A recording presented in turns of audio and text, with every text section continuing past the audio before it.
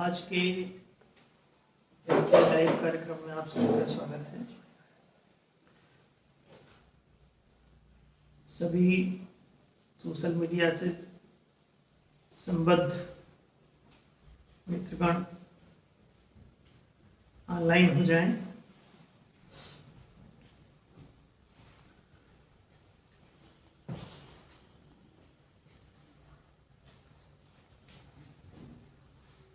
आज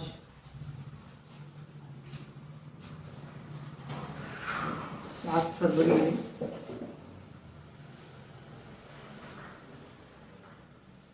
2021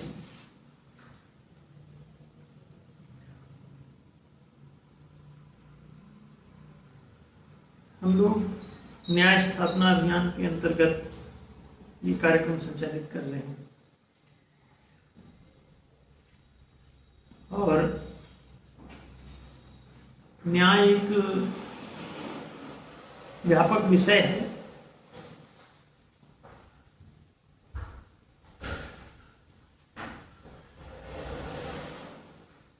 न्याय मानव समाज और मानवीय राष्ट्र की परम आवश्यकता भी है।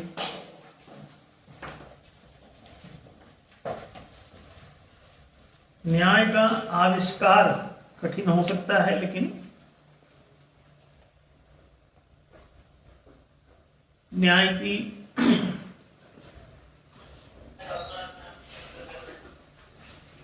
समझ जगाना कठिन नहीं है। मनुष्य एक बुद्धिमान प्राणी है और वो न्याय बोध को प्राप्त हो सकता है। अल्प शिक्षित व्यक्ति भी न्याय के कंसेप्ट को समझ सकता है, न्याय की संपूर्ण अवधारणा को समझ सकता है।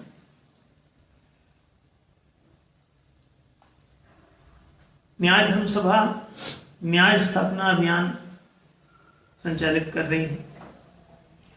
विगत 30 वर्षों से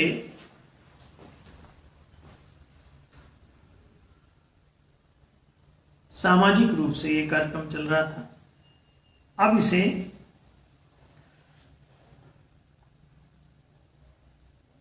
दो 2020 से राजनैतिक रूप से भी संचालित किया जा रहा है। अब न्याय धर्म सभा एक चुनाव आयोग द्वारा पंजीकृत एक राजनैतिक पार्टी है।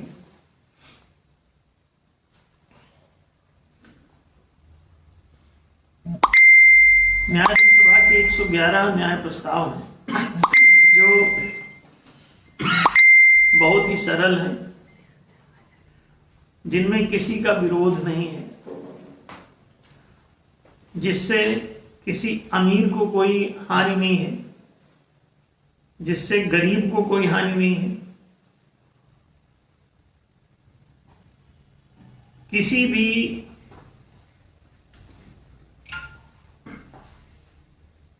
वर्ग, समूह, संप्रदाय,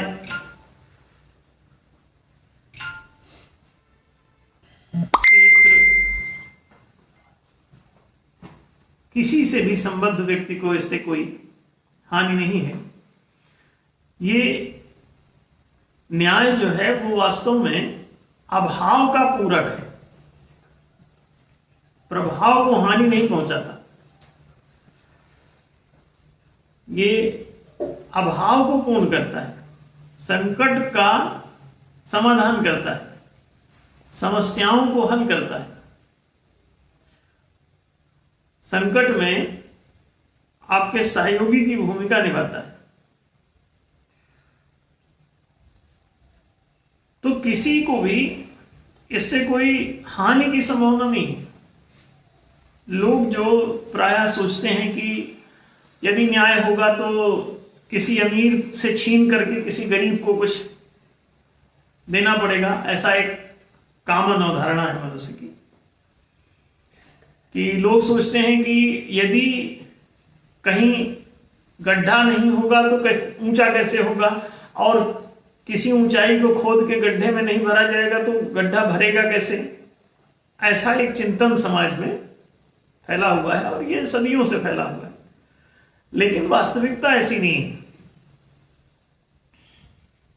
न्याय का कंसेप्ट जो है वो प्राकृतिक, पत्थर तोड़, पर्वत ढहा और घाटी को पूरा कर, ऐसा प्राकृतिक बातों पे काम नहीं करता। न्याय एक उच्च स्तरीय मानवीय सभ्यता का विषय है और ये प्राकृतिक पशुवत कोई काम नहीं करता। ये अतिशय औचित्यपूर्ण और समाधिकारी, समदर्शी और निष्पक्ष न्यायकारी होता है। तो न्याय में किसी से कोई छीन झपट नहीं है। तो जो लोग, जैसे कोई बहुत सारी जमीनें लोगों के पास हैं, तो लोग सोचते हैं कि वो न्याय के नाम से ही डर जाते हैं। वो सोचते हैं कि न्याय जो है वो समाधिकारिता का प्रतीक है, तो सबको समान अधिकार की बात न्याय कहलाता है। तो वो सोचता है कि यदि उसने अधिक जमीन रखी है तो उसकी जमीनें छीनी जाएंगी। ऐसा नहीं है।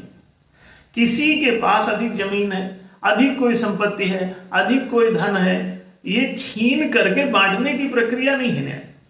और ये अब तक के जितने भी लोग इस तरह का समाजवादी या तथाकथित कोई आंदोलनकारी थे, तो उन्होंने यही सब किया है, छीन झपट का काम। इसीलिए लोग सोचते हैं कि न्याय जो है वो कोई ऐसी प्रक्रिया है जिसमें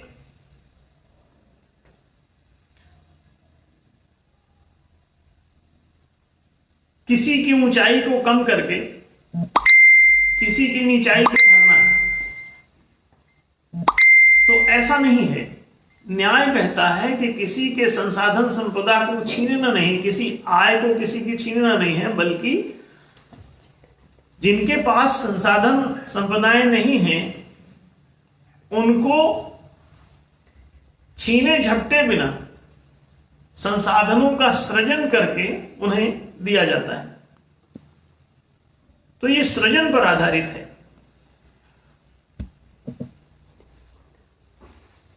जैसे उदाहरण के लिए रास्ते में एक अनगढ़ पत्थर पड़ा है और वो संसाधन के रूप में कहीं भी प्रयुक्त नहीं हो पा रहा है, उसका बाजार में कोई मूल्य नहीं है।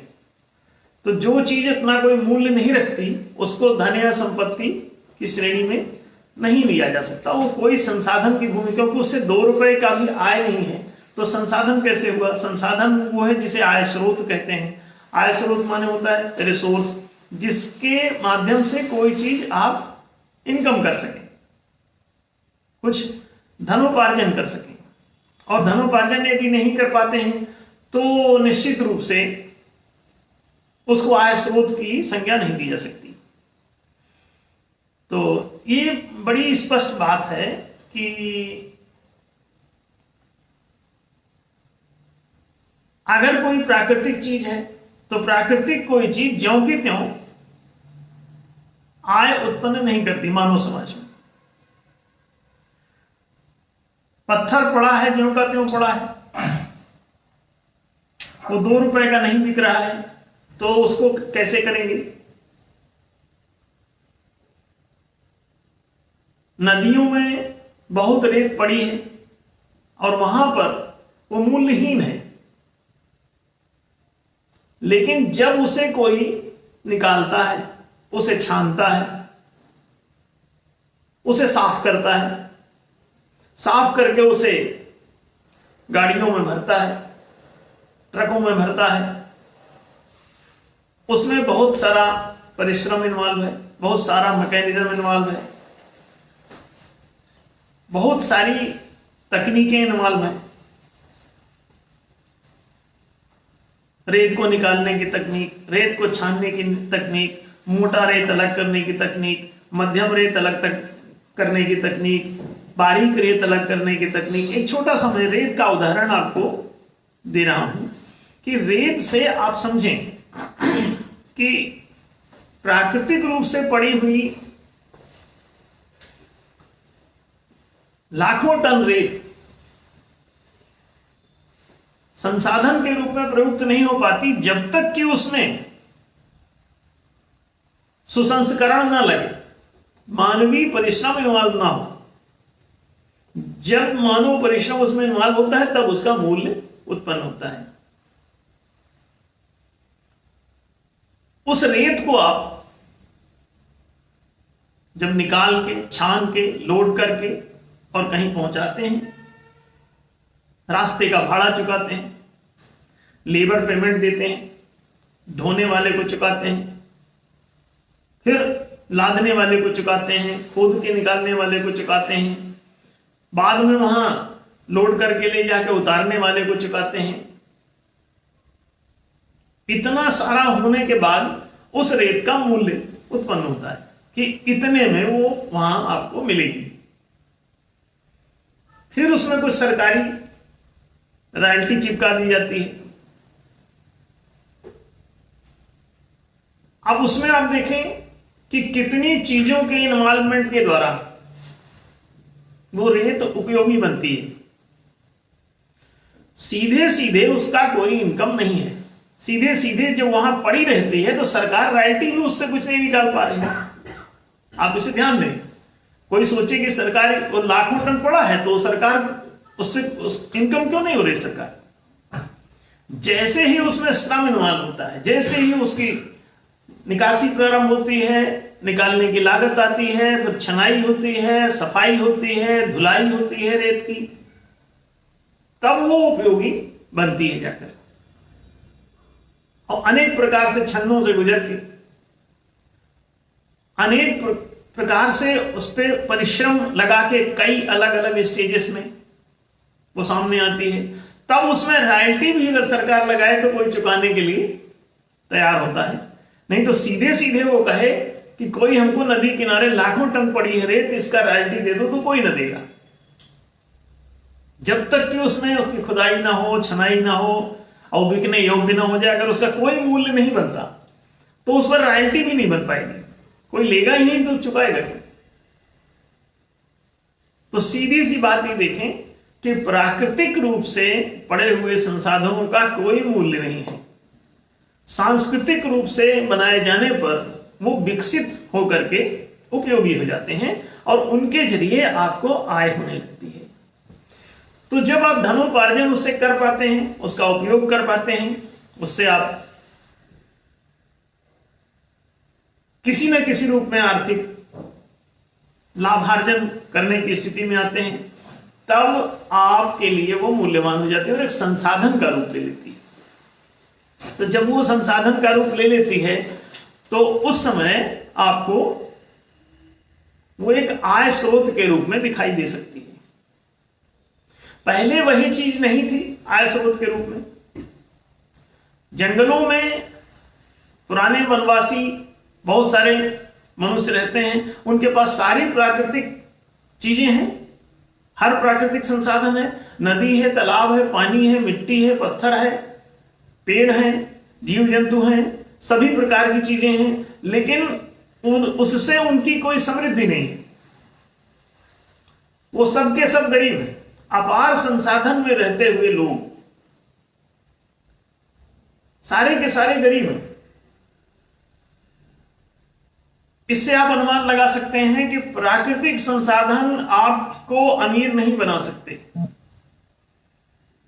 आपको सांस्कृतिक संसाधन चाहिए, संस्कारित संसाधन, परिशोधित संसाधन, शुद्ध विकसित किए गए।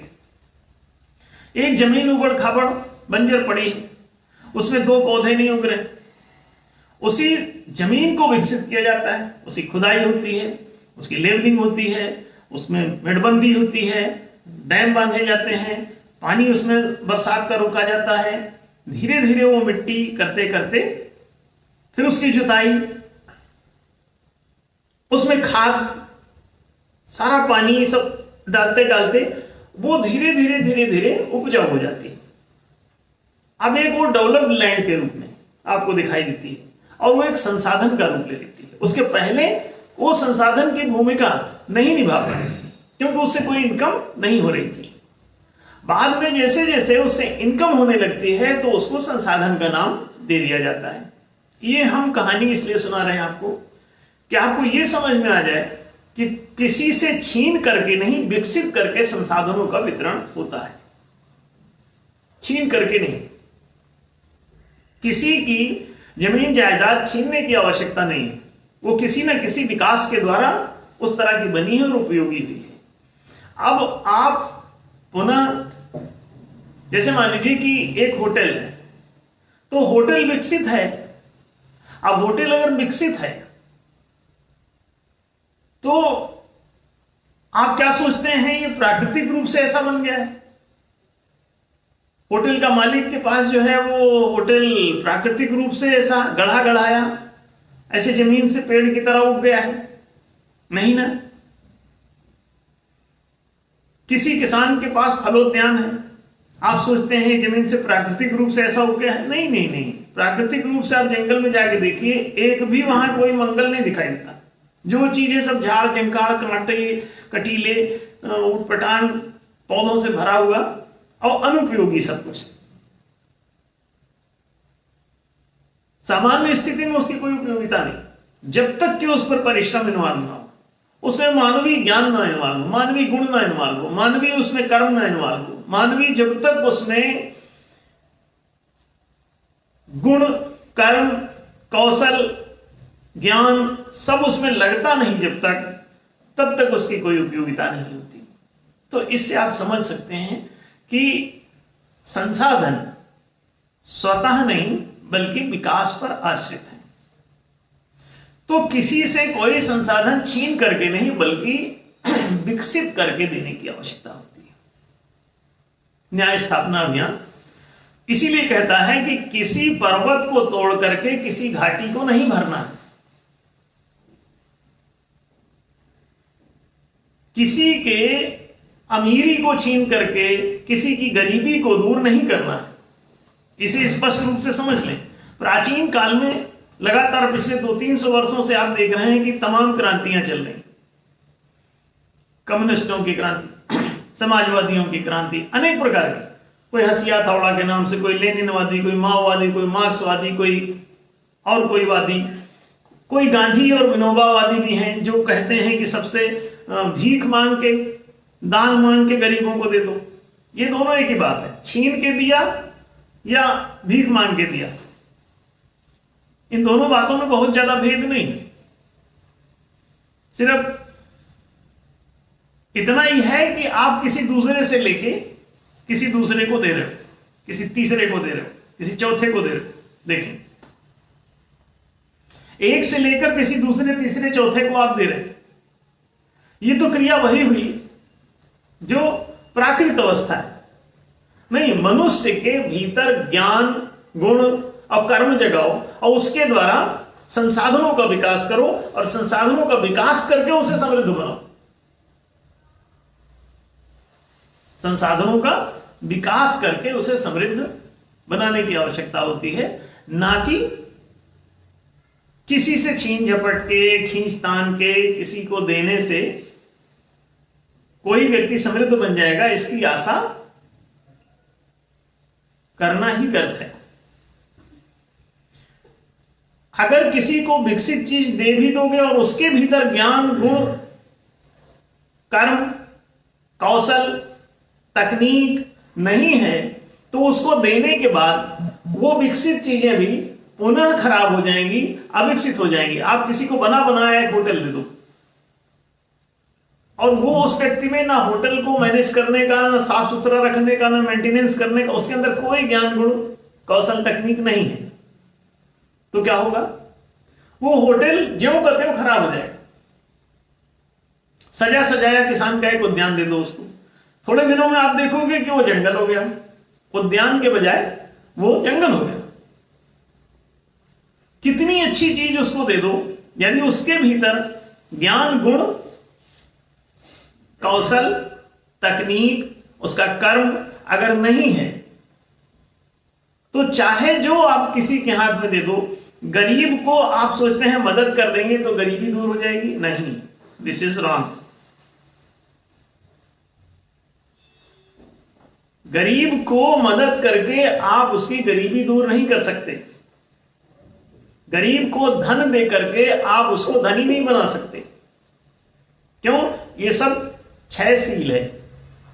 आपने किसी को 10 रुपए दिए, वो 10 रुपए का जाके समोसा खा के और निवृत्त हो गया, वो 10 रुपए गायब हो गए और उसका पेट फिर से खाली हो गया, पुनः गरीब हो गया। आपने किसी को 100 रुपए दिए, वो 100 रुपए के जूते पहन के आया, नंगे पांव घूमता था, जूते फिर 6 महीने बाद फट गए, वो फिर से आपको गरीब दिख रहा है, फिर से नंगे पांव घूम रहा है। तो इस परिस्थिति को समझें। जैसे ही आप इस परिस्थिति का अध्ययन करेंगे, और न्याय का निर्णय हमेशा ध्यान रखें, देश काल परिस्थिति और परिणति पर आधारित होता है। उसके औचित्य का निर्णय देश काल परिस्थिति और परिणति पर आधारित होता है। न्याय का निर्णय करने का यह बेसिक प्रिंसिपल है। बाकी दुनिया क्या कहती है इस चक्कर में ना पड़े कि न्याय का निर्णय करने के कौन कौन से प्रिंसिपल बताते हैं, आप उस चक्कर में ना पड़े। ये 4 बातें ऐसी होती हैं जिन पर आधारित किसी भी औचित्य का निर्णय आप कर सकते हैं। परिस्थिति देखें कि वहां पे परिस्थिति ऐसी है कि आप 100 रुपए देते हैं, पुनः वो गरीब हो जाता है।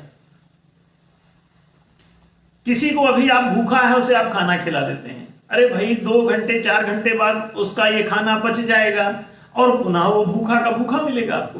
तो आपने जो मदद की है, क्या वास्तव में आपने मदद की है कि पाखंड ही किया है? वास्तविक मदद क्या है गरीब की? गरीब की वास्तविक मदद है पहले उसे शिक्षा देना, उसके कर्म को जगाना, उसके ज्ञान को जगाना, गुण को जगाना। गुण के द्वारा कर्म का विकास होता है। उसके कौशल को जगाओ, तकनीक को जगाओ, ताकि वो किसी कर्म को कर सके। और जब वो उस कर्म को कर सकेगा तो उसको कर्म करने के अवसर और साधन दो। जब वो कर्म करने के योग्य हो गया तो आप उसे अवसर और साधन सुलभ कराइए। अब क्या होगा कि अवसर और साधन ये दोनों जब मिल जाएंगे और आपने उसे गुणात्मक बना दिया है, कुशल बना दिया है कर्म में, अब वो कर्म कर सकेगा तो उसके पास धनोपार्जन प्रारंभ हो जाएगा। और जैसे ही उसका धनोपार्जन प्रारंभ होगा, उसकी गरीबी दूर होने लगेगी, उसकी अमीरी बढ़ने लगेगी। ये सुनिश्चित बात है। दुनिया में गरीबों की मदद का उपदेश किया गया। गरीबों का सहयोग करो। लोग गरीबों की मदद करने के लिए टूट पड़े। ये पुण्य काम तो हो सकता है, ये पुण्य का कर्म तो हो सकता है कि आपके थोड़े से दान दक्षिणा, सहयोग, मदद, सहायता करने से उसको घंटे 2 घंटे की, दिन 2 दिन की, महीने 2 महीने की राहत आप उसको दे सकते हैं, लेकिन वो पुनः आहत मिलेगा, पुनः गरीब मिलेगा, पुनः परेशान मिलेगा। तो आपका ये जो मरहम है ये कहां काम कर रहा है? थोड़े पर गंध आ रही है, आपने चंदन का छिड़काव कर दिया, तात्कालिक रूप से लगा, बड़ा नेक काम आपने किया, बदबू आनी बंद हो गई, अब खुशबू आ रही घाव से। लेकिन घाव तो उसका बना है ना, थोड़ी देर की बदबू रोक देने से क्या होगा? घाव बना है। अगर घाव बना है तो आपका प्रयास थोड़ी देर बाद मिथ्या हो जाएगा। उसकी वो चंदन की खुशबू धीरे धीरे कम होने लगेगी और थोड़ी देर में उसके घाव की बदबू फिर से चारों तरफ फैलने लगेगी। और एक बात और कहें कि घाव की बदबू तो तब भी रहती है जब आप चंदन छिड़क देते हैं, बल्कि वो बदबू के साथ चंदन को सूंघ रहा होता है। तो चंदन की खुशबू के नीचे उसकी बदबू छिपी रहती है, गायब नहीं होती। अगर नुकसान करेगी तो नुकसान अब भी करेगी। तो उसकी समस्या का अंत तब भी नहीं हो रहा होता है जब आप किसी भूखे को 2 समोसा खिला देते हो, भूखे को रोटी दे देते हो, फटे हाल को कपड़े दे देते हो, बेघर को एक घर बना के दे देते हो, बाथरूम नहीं है टॉयलेट बना बना के 12-12 हजार रुपए में सरकार दे रही, भूखे बच्चों को मिड डे मील बना के दे रही, सस्ता राशन घरों में पहुंचा रही। दिल्ली सरकार भी, वहां केजरी सरकार कह रही है कि वो सबके घर घर 25 किलो का पैकिंग राशन पहुंचाएगी। राशन पहुंचा के आप उनको राहत दे पाएंगे? राशन पहुंचा के आप उनके साथ क्या कर रहे हैं? उनके घाव पर चंदन छिड़क रहे हैं। अब वो बदबू उसकी लगातार उनको अभी भी त्रस्त किए रहेगी। वास्तविक बात यह है कि उनको संसाधन मिलना चाहिए था और संसाधन पर काम करने की पहले सामर्थ्य देनी चाहिए। इसीलिए सनातन धर्म में व्यवस्था दी गई थी कि पहले ब्रह्मचर्य आश्रम विद्यार्थी जीवन होगा, विद्यारंभ संस्कार कराओ, 25 साल सबको पहले ज्ञान और गुण और कौशल और तकनीक उसे सिखाओ, और जब वो 25 साल में पूरा गुणवान हो जाए तब उसे धनवान बनाने के लिए संसाधन दो, रोजगार दो। विद्यारंभ संस्कार 25 साल चलेगा विद्या का कार्य फिर, और 25 साल तक ये विद्यार्जन कर्म चलने के बाद उसे जितना वो गुणवान, ज्ञानवान, कौशलवान, तकनीकवान जितना हो गया है, जितना उसकी क्षमता तैयार आपको दिखाई देती है, उस आधार पे आप उसका परीक्षण करें और जो भी पात्रता उसके सिद्ध हो जाए उस तरह का कर्म, पद और संपदा उसे प्रदान करें, संसाधन उसे प्रदान करें, रोजगार उसे प्रदान करें, तो ये उसका गृहस्थ आश्रम प्रारंभ हो जाएगा। तो बचपन में पहले उसको ज्ञान और गुण से नवाजो, शिक्षा से नवाजो, प्रशिक्षण से नवाजो, और फिर उसके पश्चात उसको उसके गुणों के अनुसार ही कर्म का अवसर प्रदान करो, कर्म के लिए संसाधन प्रदान करो। उसे विवाह संस्कार कहते हैं। विवाह माने होता है विशेष रूप से कार्यभार वहन करना, तो उसको ड्यूटी दी जाए। विवाह के साथ लोगों ने सोचा कि शादी भी हुआ करती थी, तो शादी विवाह के विवाह माने तो रोजगार ही समझो, लेकिन विवाह संस्कार में धीरे धीरे धीरे धीरे चालाक लोगों ने उसका अर्थ बदल दिया, डिक्शनरियों तक में भी बदल दिया, लेकिन वास्तविक उसका ग्रामेटिकल अर्थ वही है कि विशेष रूप से आप कार्यभार वहन करते हैं। वी उपसर्ग लगा के वह धातु में यह शब्द सिद्ध हुआ, जिससे वाहन, वाहक सब बनते हैं। अब देखें, यदि आदमी को पहले 25 साल ब्रह्मचर्य आश्रम अगर इस सनातन धर्म का प्रतिष्ठित होता, तो किसी को मुसलमान होने, सिख होने, ईसाई होने, जैन होने, बौद्ध होने, पारसी बनने, बहाई बनने की जरूरत कहां पड़ती।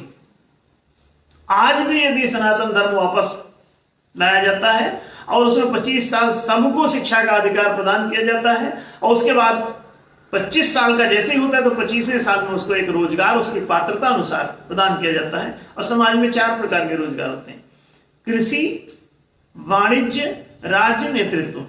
4 प्रकार के कर्म होते हैं: कृषि कर्म, वाणिज्य कर्म, राज्य कर्म, नेतृत्व कर्म। ये 4 प्रकार के रिसोर्सेस हैं एक्चुअली।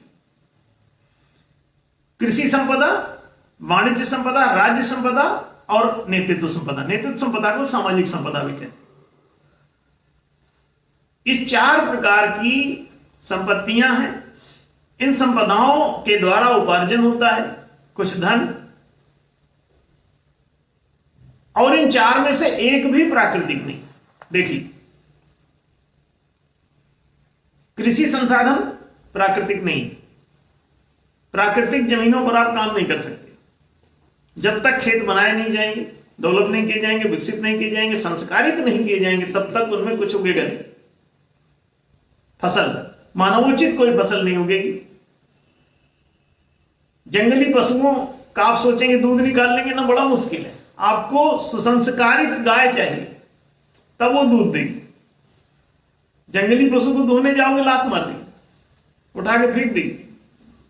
तो इसका मतलब जंगली कोई भी चीज, प्राकृतिक कोई भी चीज आपके लिए उपयोगी ज्यों का त्यों नहीं होती। उसे संस्कारित करना पड़ता है, शोधित करना पड़ता है, पवित्र बनाना पड़ता है, योग्य बनाना पड़ता है, तब जाके वो संसाधन का रूप लेती है। मानवीय संसाधन, मानवीय संसाधन का रूप लेती है, मनुष्य के योग्य संसाधन।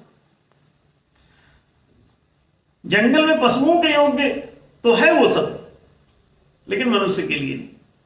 मनुष्य को विकसित कृषि भूमि चाहिए, मनुष्य को विकसित वाणिज्यिक संसाधन चाहिए, मनुष्य को विकसित राजकीय संसाधन चाहिए, मनुष्य को विकसित हुआ नेतृत्व का संसाधन चाहिए। कृषि भूमि, वाणिज्यिक पूंजी, राजकीय वेतन और नेतृत्व भत्ता, ये 4 चीजें ऐसी हैं जो मनुष्य को 4 प्रकार के संसाधन प्रदान करती हैं। अब पात्रता अनुसार इनमें से कौन किस संसाधन के लिए पात्र है, उसको परीक्षण के द्वारा जानिए और जान करके उसका नियोजन करिए। उस पद पर, उस संपदा की मिल्कियत पर उसे नियुक्त करिए, ताकि वो अपना कर्म कर सके और उसके द्वारा उपार्जित फल से अपना जीवन यापन कर सके। तो ये बड़ा स्पष्ट है मामला कि अगर आप वास्तव में ये हिंदू मुस्लिम सिख ईसाई के चक्कर मिटाना चाहते हैं, इससे मुक्त होना चाहते हैं, तो जो लोग भी मुक्त होना चाहते हैं वो सनातन धर्म की तरफ मुड़ सकते हैं। वो हिंदू मुस्लिम सिख ईसाई जैन बौद्ध पारसी भाई आपको गरीब बनाते रहे, आपको अनपढ़ बनाते रहे, और सबने आपको अनपढ़ बना रखा है। अब आप देख लीजिए, 25 साल तक अगर सबकी शिक्षा अनिवार्य होती, फेल करके किसी को बाहर ना किया जाता, पैसा की कमी की वजह से किसी को बाहर ना किया जाता, जाति के आधार पर बाहर ना किया जाता, रंग के आधार पर बाहर ना किया जाता, लिंग के आधार पर बाहर ना किया जाता, क्षेत्र के आधार पर बाहर ना किया जाता, आप गुणहीन, ज्ञानहीन, कर्महीन नहीं होते। आपको अगर ये 25 साल का ये जीवन आपको मिल जाए, तो आप हिंदू मुस्लिम सिख ईसाई जैन बौद्ध पारसी भाई की भयंकर गिरफ्त से बच सकते हैं। और ये आपको हमेशा ध्यान रखें, आज भी अभी भारत में हम एक दिन देख रहे थे कि कितने पढ़े लिखे हैं, तो गूगल करके देखा तो मास्टर डिग्री तक पहुंचने पर ही पढ़ा लिखा माना जाता है। 1.5% लोग निकले। अब उनमें से आधे तो फर्जी डिग्री वाले, तो माने वो भी अनपढ़ ही समझो ना। आधे उसमें फर्जी डिग्री वाले हैं, क्योंकि पूरे देश में फर्जी पढ़ा चल रहा है। शिक्षा के नाम पे चारों तरफ नकल चल रही है, हर साल कितना बवंडर निकलता है। अब आप समझ सकते हैं कि पढ़े लिखे लोगों की संख्या कितनी, कितने लोगों को शिक्षा मिली, और ये कैसे बाहर करते हैं। इसकी पूरी तकनीक है। किसी को 33% से नीचे या बाहर, 40% से नीचे या बाहर, कहीं 50% नीचे बाहर, ये फेल करके आपको निकालने की प्रक्रिया बनाई हुई है। न्याय धर्म सभा कह रही है कि भैया फेल पास का चक्कर क्या है, आदमी जितना पढ़ता है, जितना मेहनत करता है, परीक्षा में जितने नंबर लाता है, उतने नंबर की मार्कशीट आप उसे दीजिए। आप उसे फेल करके बाहर कहां कर रहे हैं? फेल कैसे हुआ? वो 3 श्रेणियां बना दो, 33% तक थर्ड डिवीजन, 33 से 66% तक सेकेंड डिवीजन, 66% से 100% तक जिसके नंबर आते हैं उसको फर्स्ट डिवीजन दो, और जिस भी किसी ना किसी डिवीजन के उसको मार्कशीट दो, और अगली क्लास में बैठाओ अगले साल। उसे घर क्यों लौटा है? अब पूरे 25 साल पढ़ाओ, घर खदेड़ दोगे तो जो स्कूल में बैठ के वो बहुत कुछ उसको सुन के ही सीखता है, पर्यावरण से सीखता है, ये सब तो उसका आपने खत्म कर दिया। इसीलिए सनातन धर्म की व्यवस्था 25 साल कहती है किसी की शिक्षा खत्म नहीं होगी। अब कैसे खत्म नहीं होगी? फेल नहीं करोगे माने, फेल कर दोगे तो पहली कक्षा से बाहर हो सकता है भाई। सोचो ये पॉलिसी कितनी खतरनाक थी, फेल पास की, और ये पूरी दुनिया में चल रही है, और ये एक षड्यंत्र के तहत चल रही है। Just they want to avoid you, just they want to discard you from your school, from your education. Because they don't like कि आप पढ़े लिखे हो जाए। आप शिक्षित हो जाए। अगर ज्यादा जोर मारोगे तो कहेंगे ऐसे इनको मार्कशीट दे दो, हर जी ऐसे पास कर दो। अभी तक नियम नहीं चल रहा था कि सब 10वीं तक वैसे ही पास कर दो।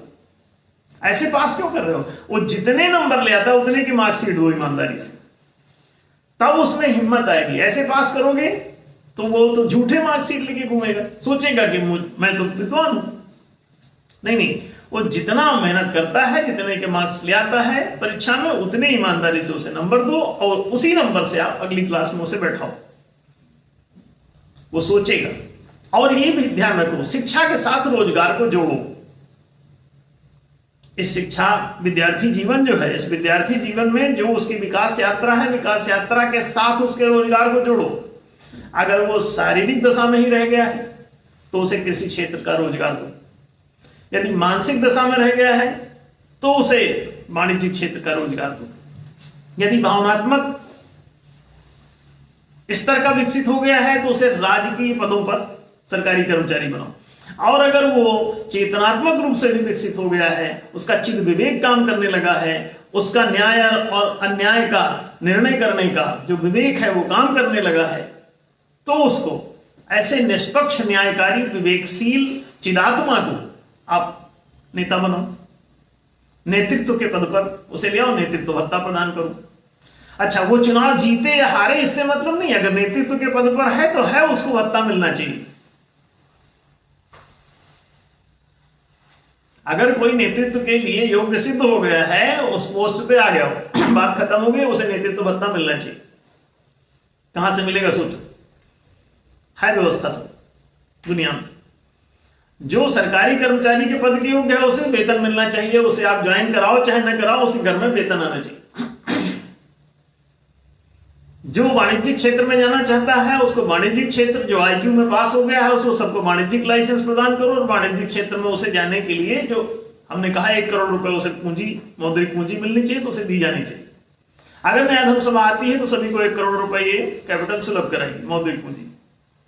किसानी के क्षेत्र में अगर वो पीक्यू स्तर का है, शारीरिक दशा में ही रह गया है, बाकी ऊपर के सेंटर उसके विकसित नहीं हो पाए हैं, इतना मेहनत नहीं किया है, इतना आचार व्यवहार ऊंचा नहीं किया है, तो उसका तरीका यह है कि उसको आप कृषि क्षेत्र में 5 एकड़ जमीन कम से कम उसको प्रति परिवार आधार पर उसे प्रदान करो। और परिवार का मतलब पति पत्नी और उनके नाबालिग बच्चे, बस। अगर बच्चा बालिग होता है तो उसे दूसरा रोजगार। सीधे से ये सिद्धांत है। 5 एकड़ तक जमीन उसको प्रदान करो। और ऐसे आदमी जो पीक्यू स्तर पर ही रह जाते हैं, ऐसे आदमी समाज में 5 से 10% से ज्यादा कभी होंगे नहीं। इसलिए बहुत ज्यादा किसानों की जरूरत नहीं, थोड़े से किसान रखो ताकि उनके उत्पादन का मूल्य मिले बाजार में। ग्राहक कम होंगे और उत्पादन ज्यादा होगा तो किसान सब गरीबी में दिन काटेंगे, जो काट रहे हैं। क्यों? 70% आदमी को आज भी अपनी किसानी में लगा रखा है। सोचा कभी? 70 बेचने वाले और खरीदने वाले कितने? 30। अब क्या होगा? कृषि उत्पादन करने वाले 70 और बाजार में खरीदने वाले 30।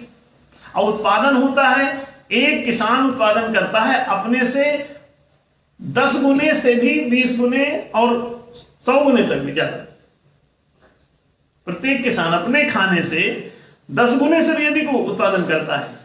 तो अब आप सोच लीजिए, यदि 10% किसान है तो 100% लोगों को खाने का उग जाएगा। ये पक्का हुआ ना?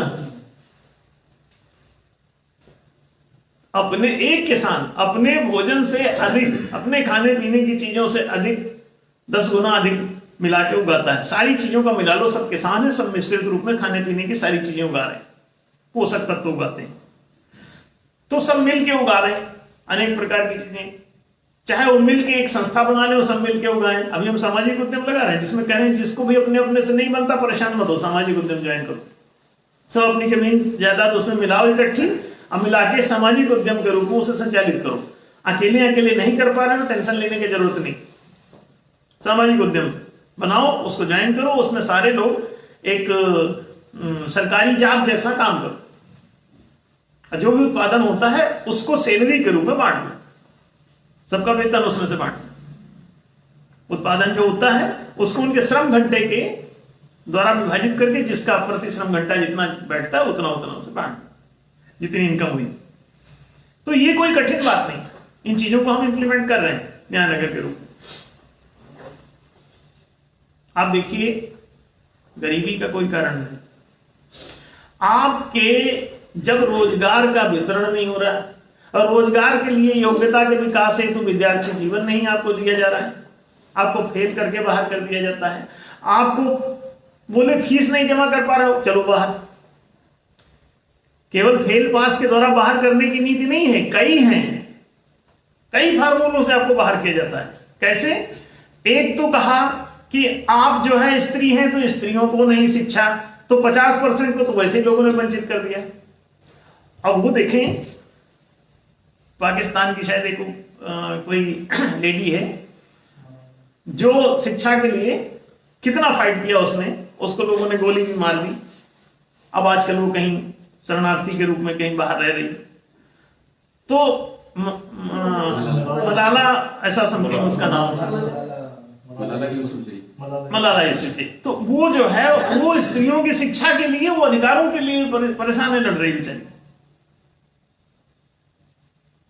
स्त्रियों को शिक्षा क्यों नहीं दोगे भाई? बोले ये लैंगिक आधार पे इनको नहीं दिया जाएगा शिक्षा। चलो अब सारे तो 50% दुनिया में एवरेज मान लो, तो 50% तो ऐसे आपने धकेल दिया। अब पहले सभी संप्रदायों में यही हाल था, स्त्रियों को पढ़ने नहीं देते थे। भारत में भी यही हाल है। आज भी स्त्रियों की शिक्षा कितनी? बहुत कम। जरा सा स्कूल दूर हो बस बात खत्म, बोले इज्जत चली जाएगी, कहां दूर जा रहे हो पढ़ने? तो प्राइमरी से आगे कहीं नहीं जा पा रहे हैं। बहुत मुश्किल से ही कोई लोग बहुत शिक्षित हो गए हैं जिनके माता पिता, वो लोग कहीं आगे बढ़ा रहे हैं बच्चों को, नहीं तो बहुत मुश्किल है। सबसे पहले तो उनकी इज्जत चली जाती है। किसी ने देख के हंस दिया, इज्जत चली गई, अब ऑनर किलिंग करना पड़ेगा। पहली चीज तो तुम अपनी इज्जत किसी स्त्री पर टिकाते क्यों भाई? अपनी इज्जत अपने ऊपर रखो, अपना काम धाम ठीक से करो, अपनी इज्जत खुद कमाओ, है ना? स्त्री पर अपनी इज्जत टिकाओ, स्त्री तुम्हारी इज्जत ढोती फिरे चौतरफा, कहीं जाए ना, कहीं हंसे ना, कहीं गाए ना, कहीं नाचे ना, कहीं कूदे ना, नाचा कूदो बोले इसको थप्पड़ मारो। तो ये तो बड़ा खतरनाक काम है। तो आपने लैंगिक आधार पर खदेड़ा, शिक्षा से बाहर किया। फिर आपने कहा कि भैया जाति के आधार पर भी बहुत खदेड़े गए। बोले ये तो दूसरी जाति के हैं, इनको शिक्षा नहीं मिलेगी। जाति के आधार पर बाहर किया, वंश के आधार पर बाहर किया, लिंग के आधार पर बाहर किया। आपने फिर पैसे के आधार पर बाहर करना शुरू किया। जब ये सब बात नहीं बनी, अंत में आप उतर आए, नई 2 पॉलिसी लेके आए। कौन सी? बोले जातिवाद तो भाई अब नहीं चल पा रहा, हर जात का आदमी स्कूल में घुसा जा रहा है, हा? और स्त्रियां भी शिक्षा में घुसी जा रही, तो अब कैसे रोकना? अगर शिक्षित सब हो गए तो फिर गुलाम नहीं मिलेंगे। गुलामी का मूल कारण अज्ञान ही है। वही मजबूर होता है, उसी को गुलाम बना लिया जाता है। अगर गाय भैंस समझदार हो जाए तो आप उनको साइकिल में बांध पाएंगे? ना ना ना। मछली को आप कटिया फंसा पाएंगे अगर पढ़ी लिखी हो जाए तो? मनुष्य, वो तो बेचारे चलो पढ़ लिख नहीं पाए तो आपकी कटिया के शिकार हैं, लेकिन मनुष्य को भी तुमने कटिया, अब कटिया फंसाने के लिए पहले तो अनपढ़ रखना, अनपढ़ को फिर कटिया फंस दिया। अब कोई भी अशिक्षित आदमी वो चाहे जितना अपने आप को बुद्धिमान मानता फिरे, लेकिन शिक्षा के बिना आपका बौद्धिक विकास नहीं होता। ये सर्वतोभावेन सच है। विद्या विहीन पशुवीर समान, विद्या के बिना मनुष्य पशु के समान होता है। और ये बड़ी पुरानी नीति बात है, बड़ा पुराना नीति वचन। शिक्षा आपकी जितनी कम है उतना आप आईक्यू लेवल उतना आपका नीचे रह जाता है। अब आप कितने भी कबीर बने फिरते रहिए, लेकिन सच बात यह है कि आपकी शिक्षा नहीं है तो आपका बौद्धिक तल कमजोर ही रहेगा। और कबीर की बातें आप उठा के देखें तो ज्यादातर वो सुनी सुनाई बातें वो बोले हैं जो यहां वहां, चूंकि कबीर सभी जगह सत्संगों में बैठे रहते थे तो उसकी वजह से थोड़ा पढ़े लिखों के बीच में बैठने से भी ज्यादा पढ़ा लिखा हो जाता है। ये भी ध्यान रखें। आप बहुत ज्यादा टेलीविजन देखेंगे तो भी शिक्षा का प्रभाव पड़ता है। अब आज की दुनिया में इसीलिए बौद्धिक विकास तेजी से हो रहा है। आप सोच रहे हैं कि स्कूल से वजह नहीं, स्कूल पर तो बाहर करने की विधि है। ये घर में जो टीवी देख रहा है, अच्छा वो लोग इस पर बहुत पाबंदी करते हैं। अभी मुस्लिम इलाकों में चले जाए तो वहां टीवी पर पाबंदी है। मुस्लिम कंट्रीज में अधिकांश में टीवी की पाबंदी हो सकती है। जो अगर टीवी कोई देखे तो कहो उसे कोई गोली मार दे आके। काहे? टीवी से शिक्षा बढ़ रही, शिक्षा से ज्ञान बढ़ रहा है। ज्ञान ही तुम्हें स्वतंत्र करता है। तुम सत्य को जैसा जानोगे, जितना जानोगे, जितनी मात्रा में जानोगे, उतने ही तुम स्वतंत्र होगे, उतने ही तुम मुक्त होगे। नहीं तो तुम्हारी आदतें तुमको गुलाम बनाएंगी और तुम्हारी आदतों की गुलामी तुमको बाहर गुलाम बना देगी। यदि तुम अंदर आदत के अपने गुलाम हो, तुम्हारी आत्मा यदि आदत के अधीन है, तो बाहर तुमको आदत भीख मंगवा देगी। तंबाकू की आदत पड़ गई है, हाथ फैलाए घूम रहे, बीड़ी तंबाकू मांग रहे, और बीड़ी कोई दिखा के, तंबाकू दिखा के तुमको कहीं भी ले जा सकता है। गांजे की आदत पड़ गई, गांजा पिलाने, गंजेड़ियों को चाहे उनसे घर भी खुआ दो उनका। काहे? अंदर की आदत की गुलामी आपको बाहर गुलामी देती है। आप बाहर वाले को मत गरियाओ कि बाहर कोई गुलाम बना रखा, ना ना, आपके अंदर बैठे गुलामी अंदर होती। आप सोचते बाहर, आप सोच रहे थे अंग्रेजों ने गुलाम बना रखा है, ना ना। नो अंग्रेज कैन मेक यू स्लेव। अगर आपके भीतर गुलामी नहीं, कोई अंग्रेज आपको गुलाम नहीं बना सकता। कोई मुगल आएंगे आपको गुलाम, ना ना, कोई मुगल आके आपको गुलाम नहीं बना सकता। कोई पुर्तगाली नहीं बना सकता, कोई फ्रांसीसी नहीं बना सकता, कोई भी यूनानी नहीं बना सकता, कोई फारसी नहीं बना। इन सब ने आपको बनाया गुलाम। काहे बनाया? क्योंकि आप अंदर से गुलाम हो चुके थे। आपने अपनी शिक्षा खत्म कर दी, आपने अपनी विद्या खत्म कर दी, भाषा गणित संज्ञान दर्शन पढ़ना आपने बंद कर दिया। आज भी आप नहीं पढ़ रहे हो। पिछले 30 साल से तो लगातार हम आप सबको जगा रहे हैं, भैया चारों सब्जेक्ट पढ़ा करो। ना सरकार लागू कर रही चारों विषयों को और ना आप लागू कर रहे हैं अपनी जिंदगी में। तो गुलामी आपकी किस्मत है। आप ये चारों सब्जेक्ट पढ़ते रहिए। और जो लोगों ने इसको पढ़ा, हमारे संगठन में प्राय सभी आदमियों ने इन चारों सब्जेक्ट्स को ईमानदारी से पढ़ने का प्रयास किया या उन्हें पढ़ाया गया संगठन के द्वारा। तो उससे क्या हुआ है? उनके भीतर की गुलामी टूटी है। और जितनी मात्रा में अंदर से उनकी गुलामी टूटी है, उतनी बाहर उनकी गरीबी टूटेगी, उतनी बाहर उनकी कुरूपता टूटेगी। आप अगर कुरूप हैं तो आपके अंदर गंदगी, आप बाहर जो सौंदर्य व्यक्त होता है वो आपके अंदर का सौंदर्य, अंदर का ज्ञान बढ़ा हुआ, अंदर की मिल्कियत, अंदर का ईश्वरत्व आपके बाहर ऐश्वर्य उत्पन्न करता है, मिल्कियत उत्पन्न करता है, समृद्धि उत्पन्न करता है, सुख उत्पन्न करता है, शांति उत्पन्न करता है, जिंदगी उत्पन्न करता है, मौत से बचाता है, सुंदर जीवन की ओर ले जाता है। तो ये अंदर 25 साल तक पहले आपका परिष्करण का समय है। पहले 25 साल विद्यार्थी जीवन है और उसमें व्यक्तित्व का, मानवीय व्यक्तित्व का संपूर्ण विकास होता है 4 आयामी, PQ, IQ, EQ, SQ, शारीरिक, मानसिक, भावनात्मक, चेतनात्मक। There are 4 dimensions of your personality that can be developed. This personality can be developed. This 4-dimensional personality can be developed. Anybody can develop it if the condition is there. Condition is this कि आपको उचित अवसर, उचित व्यवस्था आपको मिले। अगर पूरी विकास की व्यवस्था नहीं, आप कैसे करेंगे? आपको विद्यालय नहीं, आप कैसे पढ़ेंगे? हम बहुत अर्ली है, इसलिए विद्यालय खोलने पर हम आता है और जाने कहां कहां कितने बार विद्यालय खोल चुके। अभी भी कई विद्यालय हम चला रहे हैं। काहे? इसी से आपके व्यक्तित्व का विकास होगा। ये चारों सब्जेक्ट आपको पढ़ाए जाए। पहले शारीरिक शिक्षा 6 साल तक, फिर अगले 6 साल तक मानसिक शिक्षा, फिर अगले 6 साल तक आपको भावनात्मक विकास की शिक्षा, फिर अगले 6 साल तक आपको चेतनात्मक विकास की शिक्षा मिलेगी। इसके अनुकूल, इनके विकास के अनुकूल आपके शिक्षा का पाठ्यक्रम यदि तैयार कर दिया जाए तो आपका जीवन अच्छा बन जाएगा। अगर ये पाठ्यक्रम इस तरह से नहीं तैयार किया गया तो जीवन का विकास नहीं होगा। The physical, mental, emotional, spiritual, these 4 dimensions are required to be developed to become a human personality। अगर आप चाहते हैं कि आप ऐसा बने, एक ह्यूमन पर्सनालिटी बने, तो आपको ये चारों डायमेंशन अपने विकसित करने हैं। और फिर उसके बाद इन चारों विकसित आयामों के द्वारा ही 4 प्रकार के आप कर्म करने में समर्थ होंगे, जिस आयाम तक आप विकसित हो जाएंगे।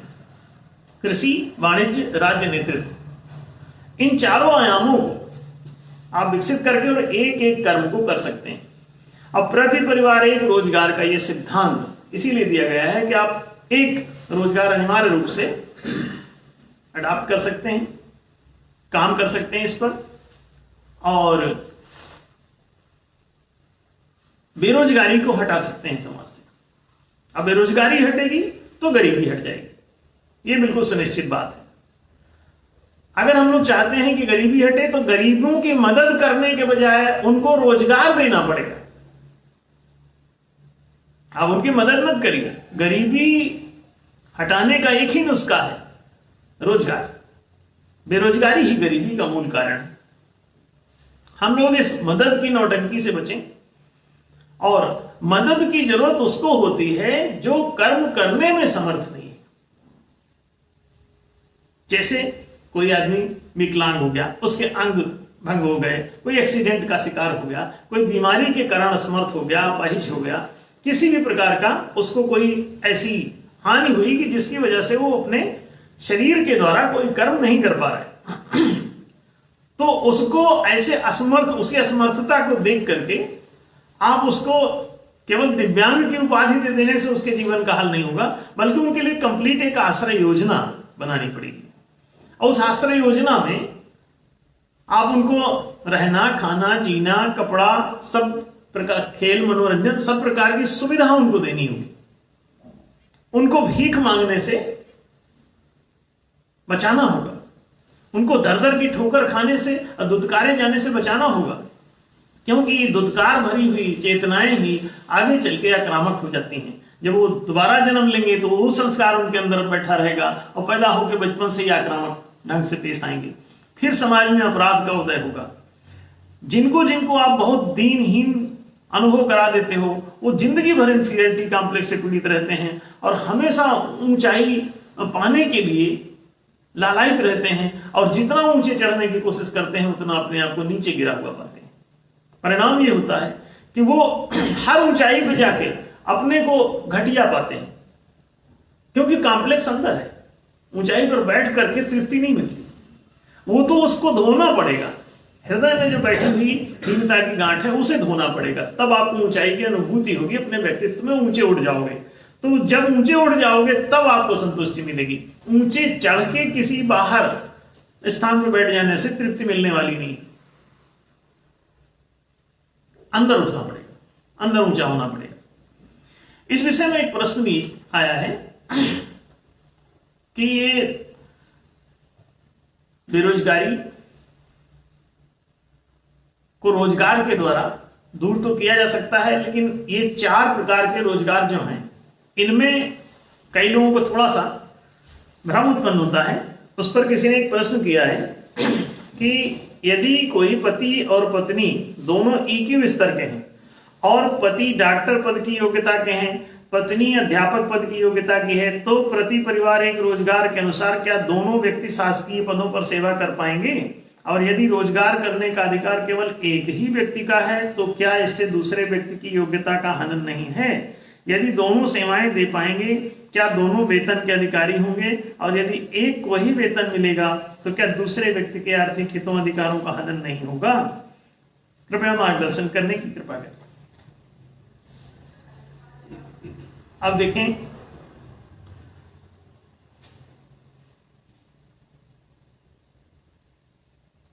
इसमें एक बात बड़ी साफ है कि रोजगार क्रमबद्ध है। कृषि क्षेत्र में, वाणिज्य क्षेत्र में, राजकीय क्षेत्र में और नेतृत्व के क्षेत्र में, ये क्रमबद्ध रोजगार है। और रोजगार जो होता है वो व्यक्तिपरक नहीं है, यहां ध्यान देने योग्य बात है। रोजगार व्यक्तिपरक नहीं है। व्यक्ति पर आधारित नहीं है। व्यक्तिपरक जो है शिक्षा है, व्यक्तित्व का निर्माण व्यक्तिपरक है। लेकिन रोजगार जो होता है वो किसी एक व्यक्ति के लिए नहीं होता है। रोजगार जो भी करता है वो परिवार के लिए करता है। अब परिवार में जैसे कि कोई बच्चे हैं उसके छोटे, तो क्या वो अपना रोजगार कर पाएंगे? नहीं। तो रोजगार में जो भी कोई उसका मुखिया है उस पर ही वो आश्रित होगा। अब मुखिया प्रायः परिवारों में दो संयुक्त हैं, पति और पत्नी। तो जितने भी रोजगार हैं ये सब संयुक्त उपाधि वाले हैं। न्यायतः क्योंकि प्रति परिवार आधार पर रोजगार है तो ऑटोमेटिकली ये संयुक्त उपाधि वाले हो गए। कृषि क्षेत्र का जो रोजगार किसी को मिला, 5 एकड़ भूमि दी गई, तो वो पति पत्नी और उनके नाबालिग बच्चों के लिए है, ऐसा समझें, पूरे परिवार के लिए। फिर उसके बाद यदि वाणिज्यिक क्षेत्र में ये रोजगार दिया जाता है तो वो भी उनकी पति पत्नी और नाबालिग बच्चों के लिए। वो सब उसमें उछल कूद करने वाले हैं, सब उसमें कोई ना कोई भूमिका निभाते रहते हैं और पूरा मिलके उस रोजगार को करते रहते हैं। एक मुख्य आदमी उसका लीडिंग होता है और बाकी सब उसके सहायक होते हैं। मुख्य कर्ता होता है वो और बाकी जो परिवार के अन्य सदस्य हैं वो उसके सहायक होते हैं। अब आप देखें, तीसरा इसी प्रकार से है, जो राजकीय पद पर कोई जाता है तो वो भी संयुक्त पद है सब। अगर कोई मास्टर है तो उसकी मास्टरनी, यदि कोई मास्टरनी है तो उसका हस्बैंड मास्टर, शिक्षक है तो शिक्षिका ऑटोमेटिकली है, डॉक्टर है तो डॉक्टरनी, और या डॉक्टरनी कोई सीधे पोस्टेड है तो उसका हस्बैंड उसका सहायक। जो भी लीड कर रहा है दोनों में से और जो अधिक योग्य है उस विषय में वो उस काम को कर सकता है। दूसरी बात, यदि परिवार को एक रोजगार के बजाय 2 प्रकार की योग्यता के लोग हों, कि एक उसमें से वाणिज्यिक क्षेत्र के लायक है, दूसरा उसमें से राजकीय पद के योग्य है, तो वो दोनों आपस में डिसाइड कर लें कि किस वाले रोजगार को उन्हें ग्रहण करना है। और एक बात और बता दें कि ऐसे परिवार ज्यादा चलेंगे नहीं, इनका तलाक होना लगभग तय है, क्योंकि एक जो है पूरब जाना है, दूसरे को पश्चिम जाना है। ये परिवार ज्यादा टिकेगा नहीं। ईक्यू का विवाह ईक्यू वाले से ही करो अगर परिवार चलाना है तो। आईक्यू वाले का विवाह आईक्यू वाले से करो, पीक्यू वाले का विवाह पीक्यू वाले से करो, वो बहुत सुस्त होगा। पीक्यू वाले का कर दिया आईक्यू वाले से, आईक्यू वाला बहुत चंचल होता है, पीक्यू वाला बहुत सुस्त होता है। तो सुस्त वाले आदमी को आपने कह दिया कि ये जो है आईक्यू, अब आईक्यू वाला तो 24 घंटे सिर पे सवार रहता है और भगदड़ में रहता है, अब पीक्यू बड़े स्लो मोशन में, इनका कॉम्बिनेशन नहीं बनेगा और ये परिवार में रोज मारपीट, रोज झगड़ा, लड़ाई, तमाशा और उपद्रव और ये सब चलता रहे। तो पहले तो अपने विवाह की संस्कृति भैया ठीक कर लो, क्योंकि योग्यता अनुसार अगर नहीं करोगे, योग्य वर की तलाश करो और योग्य कन्या की तलाश करो भैया, तभी तुम्हारा काम चलेगा। पत्नी और पति अगर योग्य ना होंगे तो आप पक्का समझ लो कि इसमें लफड़ा सुनिश्चित है। एक ही समान योग्यता के जो लोग हैं उनके बीच में ही मित्रता और संबंधी टिकेंगे। तो सबसे पहले तो ये तय कर लो कि घर परिवार समकक्ष रखो। दूसरी बात, यदि एक ही प्रकार के हैं, एक ही योग्यता वाले हैं, तो वो संयुक्त पद, सारे पद संयुक्त हैं। कृषक, वणिक, रक्षक, नायक, के सारे पद संयुक्त हैं और संयुक्त रूप से आपको ड्यूटी निभानी है। कृषि और वाणिज्य क्षेत्र ही मुख्य रोजगार है और इसमें कोई अर्निंग की लिमिट नहीं है, आप कितना भी पैसा इसमें कमाइए, मना नहीं है। तो जिनको धन की लिप्सा है वो वाणिज्य क्षेत्र में जाएं, वो सरकारी पद पे क्यों जाना चाहते हैं? और वहां हिताधिकार, वहां आपके सेवा का वेतन नहीं है, सेवा निःशुल्क होती है, तो आपकी सेवा का कोई वहां पे वेतन नहीं दिया जा रहा है। इसलिए वहां मानदेय दिया जाता है, ऑनरेरियम। ऑनरेरियम माने होता है आपका मान। आपको मूल्य की आवश्यकता है। मूल्य काहे की आवश्यकता है कि आपको घर में कुछ खर्चे, उन खर्चों के लिए पूर्ति चाहिए। खर्चों को पूरा करना है तो कैसे होगा, उसके लिए एक आपको वेतन तय कर दिया जाता है। जीवन जिससे व्यतीत हो सके वही आपका वेतन। तो अब आप जो है वहां पे परिवार चलाने का आप खर्चा ले लीजिए और आप अपनी सेवाएं आप देते रहिए। अब आप अकेले देंगे या पति पत्नी दोनों देंगे, अपना सोचते रहो बैठ के। परिवार तो चल रहा है ना, परिवार चलाने का दिया जा रहा है। क्या 2 परिवार चलाओगे क्या? तो 2 वेतन क्या करोगे? 1 परिवार चलाने का वेतन आपको चाहिए। आप 1 करेंगे, दोनों ही संयुक्त हैं तो दोनों काम करिए, ये अच्छा है। और एक सहायक की भूमिका निभाए और एक दूसरा नायक की भूमिका निभाए उसमें। दूसरी बात, नेतृत्व के पद पे हैं, वहां नेतृत्व भत्ता मिलना है। नेतृत्व भत्ता आपको उसी के समकक्ष मिलेगा जितना वेतन। तो नेतृत्व भत्ता में ये बात होती है कि आपने जितना खर्च किया उसकी भरपाई करनी है। अब जितनी भरपाई करनी है तो उतना ही आप, जैसे मान लीजिए किसी ने 50,000 रुपए वेतन टोटल है, उसको 50,000 रुपए क्रेडिट हुए, लेकिन 25 ही खर्च किया, 25 अभी बैलेंस पड़ा है, तो अगले महीने में उसको 50 की जगह 25 उसमें भर के 50 कर दिया जाएगा। ये मतलब है नेतृत्व के लिए। वो पैसा क्या करेगा बहुत ज्यादा, वो खर्चा जितना कर लिया उसी की भरपाई कर दी गई। 50,000 का बैलेंस उसका मेंटेन है। और इनका चाहे बैलेंस पड़ा हो तब भी 50,000 राजकीय पद पे मिलता रहेगा, क्योंकि परिवार चलाने के लिए कुछ बच गया है, अगले महीने खर्च कर लेना, कोई बात नहीं। कोई सामान खरीद लेना, वो ऊपर वाला जो जितना ऊपर जाता है उतना उसको खर्च की ज्यादा जरूरत नहीं, जितना नीचे उतना ज्यादा उसको इन सब संसाधनों की जरूरत है। अभी उल्टा है कि ऊपर वाले के पास सबसे ज्यादा पैसा और नीचे वालों के पास सबसे कम पैसा, तो उल्टा हो रहा है।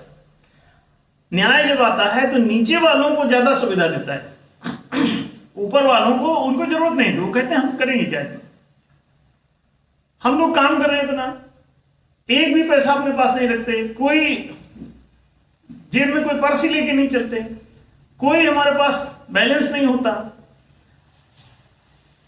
हमको कोई चीज हमारा खर्चा वैसे सब लोग चला देते हैं, हमको खाना कपड़ा सब वैसे ही लोग उपहार में ही पहुंचा देते हैं, हमारा ऐसे चल जाता है, हमें जरूरत ही नहीं पड़ती कभी। तो इसका मतलब यह है कि आप जितना ऊपर उठते जाओगे उतना आपको इन सब चीजों की जरूरत कम होती जाएगी, न्यूनतम में भी निर्वाह हो जाता है। नीचे वालों को भूख लगती है तो बहुत जोर की लगती है, तो उनको जबरदस्त खाना चाहिए, ज्यादा खर्चीला, उनको इतना बड़ा दूध चाहिए। हम लोग का एक कप भी चाय बन जाती है तो मुश्किल कर देती है, कभी कभी नहीं खत्म होती, और वो लोग इतना तगड़ा पीते हैं और तब भी हृष्ट पुष्ट बने तभी घूमते हैं, तो उनको ज्यादा पावर चाहिए, ज्यादा उनको साधन चाहिए, तो वहां नीचे दो भाई। न्याय आता है तो ऊपर नीचे जाते जाते चीजें कम होने लगती हैं, और अन्याय आता है तो नीचे कम होने लगती है, ऊपर बढ़ने लगती है। नेता को 66 लाख रुपए मंथली, सारे एमॉल्यूमेंट्स मिला के अभी कोई बता रहा था, तो कई लाख रुपए उनको। और फिर सरकारी कर्मचारी पे आए, राजकीय कर्मचारी, तो उसका बहुत कम है उसकी तुलना में। किसी को 50,000, किसी को 1 लाख, किसी को 20,000, किसी को 10,000, किसी को और 8,000, किसी को और कम 5,000, किसी को 2,500 भी। एक तो कोई बता रहे थे सरकारी कोई नियुक्ति है वो 150 रुपए मिलता है उसको कोई आशा निराशा बाई। तो हाँ, तो बस 150 रुपए वाले भी कर्मचारी चल रहे हैं सरकारी मासिक। अब आप समझ लीजिए कि ये कितना संघर्षपूर्ण है, इतने कम में उनका जीवन कैसे चलेगा। तो वहां किसी ने अपने कहा राजकीय पदों पर समान वेतन की जरूरत है, परिवार निर्वाह व्यय, उनका वेतन परिवार का निर्वाह व्यय, और वो नेतृत्व भत्ता जो है खर्चों की भरपाई है। तो ये हमेशा समझ लें कि ये संयुक्त हैं, ये पद रोजगार ये संयुक्त हैं। इसके लिए अपनी अपनी पहचान जो बनाना चाहते हो तो नीचे खुला तो है। वाणिज्यिक क्षेत्र में आप एक डॉक्टर रहो, एक इंजीनियर बन जाओ, सब कमाओ, तो कितना भी पैसा बटोरो, मना कहां है। दौलत का भंडार सरकारी पोस्टों में जाके कहां पैसा कबाड़ने की स्कीम बना रहे हैं? तो वहां तो फिर आप भ्रष्टाचार मचाने लग जाएंगे, क्योंकि वहां तो अथाह पैसा है। वहां पैसा की लालच वाला गया तो पैसे का तो समुद्र है। वहां 50 लाख करोड़ का माल वहां भरा पड़ा है और तुम ही वहां पहुंचने वाले हो, तो तुम तो वहां आर पार कर दोगे भैया। वहां जाओ ही मत, वाणिज्यिक क्षेत्र में जाओ। वहां तो वो जाए जिसकी जरूरतें कम है, ताकि वो जो पैसा है वहां पे राजकोष का, समाज कोष का, उसका सदुपयोग हो सके समाज के हित में, देश के हित में। आशा है आप समझ गए होंगे। आज का समय पूरा हो चुका है, तो हम लोग यहीं पे कार्यक्रम को समाप्त करेंगे और अगले रविवार को हम लोग पुनः उपस्थित होंगे 8 बजे। तब तक